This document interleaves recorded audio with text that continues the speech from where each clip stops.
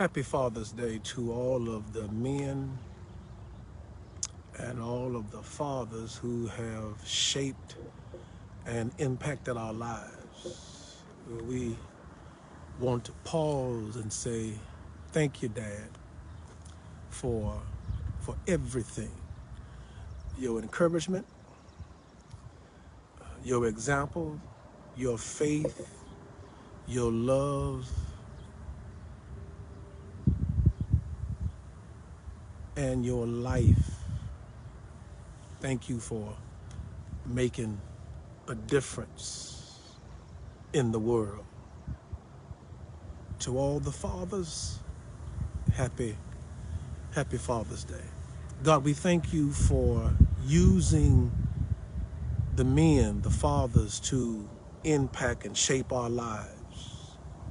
We appreciate their faith, their courage, their tenacity, their toughness, and their willingness and ability to remind us that the Lord will provide.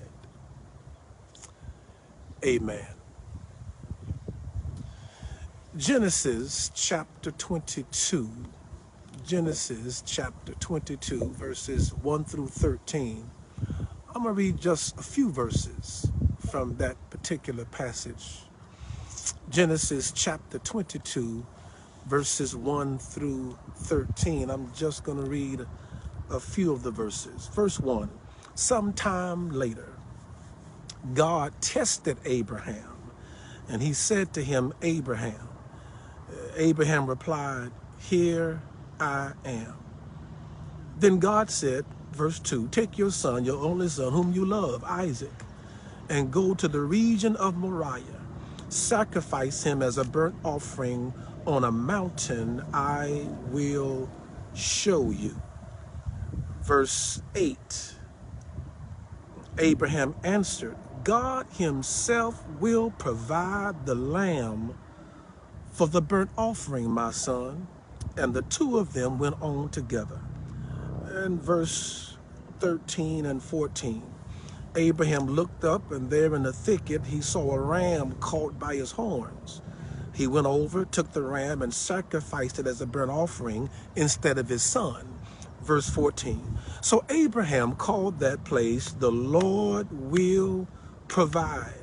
And to this day it is said, on the mountain of the Lord will provide. The Lord will provide. Throughout Abraham's journey and his faith walk with God, God provided Abraham with a word. In chapter 12, when the faith journey begins, God gives Abraham a word, and the word of the Lord came to Abraham and said, I will make you a great nation. God gave Abraham a word. Abraham did not have a Bible or a written document to read or to meditate on. Didn't have the Old Testament, did not have the New Testament, did not have any type of written book for him to read and study, to guide him and direct him. The only thing Abraham had was a word from God. And in chapter 12, when God gave him a word and a promise, it was in a context of hopelessness. Sarah was 65, Abraham was 75. They were a couple, senior citizens. Sarah could not have any children. She could not conceive. She was barren. They were hopeless. Her womb was empty. It could not produce life. But God gave them a promise. I'm going to make you a great nation.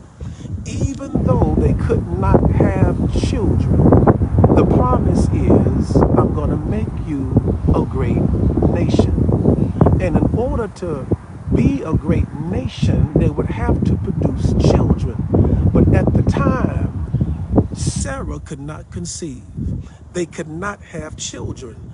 They were living in the midst of hopelessness. God gave them a word of promise that gave them hope in the midst of their hopelessness. God provided a word. What I love about God is God's ability to give us a word in the midst of our hopelessness. God will give us a word that will challenge our hopelessness. They could not have children, but the promise that they received required them to produce children. They could not give birth to life, but the promise that he gave them, they would have to give birth to life. They could not do it under their own power. They could not do it under their own strength. He gave them a promise so big that they could not do it themselves. They had to trust in God in order for this promise to be realized. You always know something is from God when it's so big you can't do it yourself. You know it's from God when the vision, the promise is so awesome that we cannot do it by ourselves. If this promise is going to happen, God got to do it. If this vision is going to transpire, God got to make it happen.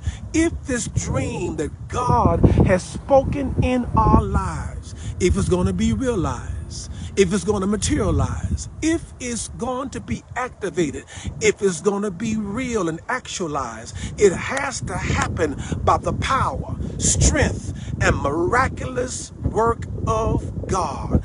God gave Abraham a promise so big that Abraham couldn't do it by himself. It was a promise so awesome Abraham could not do it under his own strength. He was 75, Sarah was 65. They were senior citizens, couldn't have children, but he gave them something so big. I'm gonna make you a great nation. And in order for it to happen, God had to come in and make a way. He gave them a word and a promise that challenged their hopelessness, their limitations, their restrictions, and gave them something so big that God had to step in and do it. He gave them a word in chapter 12 that gave them a promise. Then in chapter 22, he gives Abraham another word. He gives Abraham a test that jeopardized the promise. Abraham, I gave you a promise that you and Sarah would have a child, would have a boy, would have a promised son, a promised child. Isaac is born. He's now a teenager. And then God says, Abraham, take that son, the son you love, the son I promised you, the gift I gave you. Go now to Mount Moriah and kill him. The promise that God gave Abraham is now jeopardized. It's in jeopardy. He gives Abraham a word. In the word, he gives him a promise. Now he gives him a test. And God now provides Abraham with worship. He gives him a test that puts the promise in jeopardy. And now he goes to Mount Moriah to worship. The purpose of worship is to remind us of the promises God has already given to us. The purpose of worship is to jog our memories and help us remember the promises he's already placed in our hearing and poured in our spirit. The purpose of worship is to help us remember the promises of God. With this test, Abraham is wrestling with a strange demand from God. God promises Abraham and Sarah a boy. The boy is born. Now he's 12. Abraham loves Isaac. That's his only son. And now God says, kill the boy. The promise that God gave Abraham is now in jeopardy. But Abraham uses worship to remember the promises of God. It was in the worship Abraham wrestled with God and had to reach some conclusions. I can hear Abraham saying, wait a minute. God promised me a boy, gave the boy to me. The boy is now 12. But God promised to make me a great nation. I can't become a great nation if Isaac dies at 12. The promise has not been complete yet. In order for this promise to be complete, Abraham has to get married. Abraham has to have children. He has to have some boys to continue the legacy so a nation can be birthed. It cannot end now. The story cannot end right here at Mount Moriah and Isaac dies at the age of 12. The story cannot end here. It is in the atmosphere of worship that Abraham begins to wrestle with the promise that God had given him. And Abraham reaches a conclusion. He says, now, I don't know how God's going to do it. I don't know how God's going to I don't know how God is going to make it happen. But the story cannot end with Isaac dying at age 12. And we're here on Mount Moriah and Isaac is no more. It cannot end there. That's not what God promised me. I don't know how God's going to make a way. I don't know how God's going to work it out. I don't know how God's going to do it. Abraham is using worship to make sense of a crazy situation. The test that God placed Abraham in was crazy. The test that God placed in Abraham's life, it didn't make sense. Now God is asking Abraham to kill the son that God placed in his life, to jeopardize the promise, to destroy the promise that God made in his life. Abraham is living through a season of craziness. He's living through a season that doesn't make sense. And when you're going through a season that you label as crazy, when you're going through a season that doesn't make sense, we have to use worship to remember the promises that God spoke in our lives. How many of us are going through a season that doesn't make sense? How many of us are living a life right now and we label it as crazy?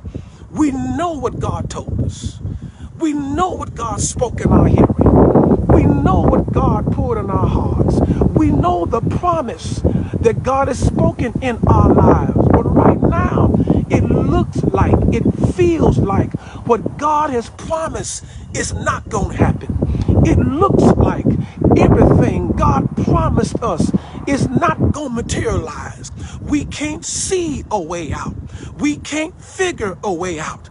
And to us, it looks like it's over. It feels like it's over. It looks like there's no way out. But when you worship and you get in the presence of God, worship reminds us that God is true to God's word.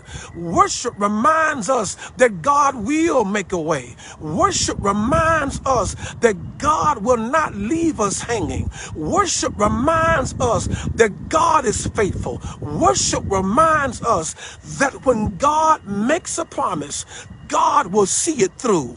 Abraham used worship to keep him from going crazy. Worship will help you hold things together until God comes through. Worship will keep you from losing your mind. Worship will keep you grounded in the promises of God. And I don't know what you're going through right now. I don't know your tests. I don't know your trials. But if you're going through something that doesn't make sense, if you're going through something right now that you label as crazy, I know this, that your worship and the word will give you power to hang in there until God makes it happen. Your worship will make you realize that God is faithful. Your worship will keep you from losing your mind. Your worship will help you hang on until God makes a way. Then Abraham says twice, the Lord will provide. He says to his son Isaac, the Lord will provide. Isaac says, Daddy, we have the wood, we have the fire, where's the ram? And Abraham says, son, the Lord will provide. Oh, what a powerful statement. The Lord will provide. Karl Barth, the great theologian, said that the statement, the Lord will provide, it's a future statement with a past connotation. The Lord will provide sounds like the Lord will provide in the future. The Lord will provide tomorrow. It's a future tense with a past tense connotation. The Lord will provide. It sounds like a future tense statement, but it has a past tense connotation. Karl Barth began to dissect and define the word provide. He argues that in Latin, the word provide means this. The prefix pro means before. Vadios, or vision, means to see, which means God sees before. The word provide means, or the word provision means, that God sees before. God sees us before we get in the situation of trouble. God sees us before we get in the situation of crisis. It sounds like that God will make a way after we get in the crisis. No, it doesn't mean that. It means this. God sees us before we get in the crisis. The way has been made before we even get in trouble. God provides not when we get in a crisis. God provides before we even get in trouble. The way is made before we get in the situation of trouble, before we get in the trouble, before we get in the crisis, before we get in the mess. God has already made a way. God does not wait to make a way until we get in the mess. God does not make a way when we get in the pain. God has already made a way before we get in the situation. The statement should be, the Lord has already provided. And so whatever you're going through right now, before we even got in the crisis, the Lord has already made a way. In other words, before Abraham and Isaac went to Mount Moriah, the ram was already in the bush. God doesn't wait for us to get in the moment of pain, hurt, and crisis, and then makes a way. Oh, I feel like shouting right now. God made a way before we ever got in the situation. So before we even got there, the way was already made. Before we got in the trouble, before we got in the crisis, before we got in the hurt, before we got in the pain, before we were exposed to the problem, God had already made a way. So the statement is, not only will God provide, God has already provided. The Lord has already made a way. The Lord has already fixed it. The Lord has already solved it. The Lord has already provided. Whatever we're going through right now, it's already done. It's already fixed. It's already transformed. It's already provided by God. That's how faithful God is. Abraham was right. He named that mountain, the Lord will provide. Let's rename the mountain, the Lord has already provided. He's already made a way. He's already made it happen. So whatever our season is, if we're living through a season that we have labeled crazy, if we are going through a test that we have labeled it doesn't make sense, keep this in mind. The Lord has already provided. The Lord has already made a way. Before we got in the crisis, before we got in the test, before we got in the pain, the Lord had already provided, already fixed it, already made it happen, already provided the miracle. Somebody say, yeah, God bless your peace. Happy Father's Day.